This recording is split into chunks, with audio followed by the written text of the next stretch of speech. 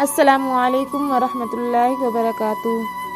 ایک لڑکی جو شادی شدہ تھی، جو ایک یونیورسٹی میں پڑھتی تھی، وہ ایک دن کلاس لے رہی تھی اور اچانک پروفیسر نے اسے کھڑا کر دیا اور کہا کہ آپ بلیک بورڈ پر ایسے 25 سے 30 لوگوں کے نام لکھیں جو آپ کو سب سے زیادہ پیارے ہیں۔ لڑکی نے پہلے تو اپنے خاندان کے لوگوں کے نام لکھے، پھر اپنے سگے رشتہ دار، دوستوں، پڑوسیوں اور ساتھیوں کے نام لکھے۔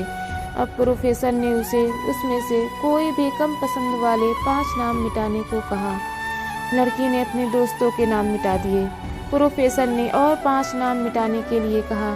لڑکی نے تھوڑا سوچ کر اپنے پڑوسیوں کے نام مٹا دیے۔ اب پروفیسر نے اور 10 نام مٹانے کے لیے کہا۔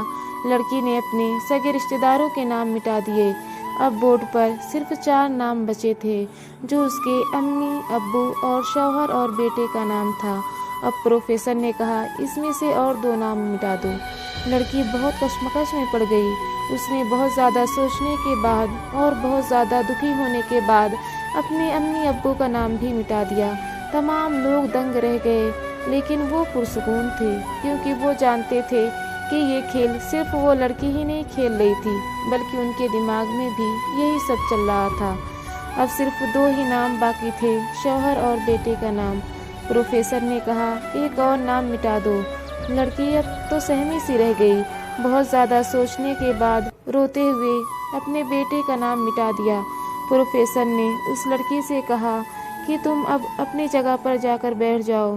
پروفیسر نے سب کی طرف غور سے دیکھا اور یہ پوچھا کہ کیا کوئی بتا سکتا ہے کہ ایسا کیوں ہوا کہ صرف شوہر کا نام ہی بورڈ پر رہ گیا؟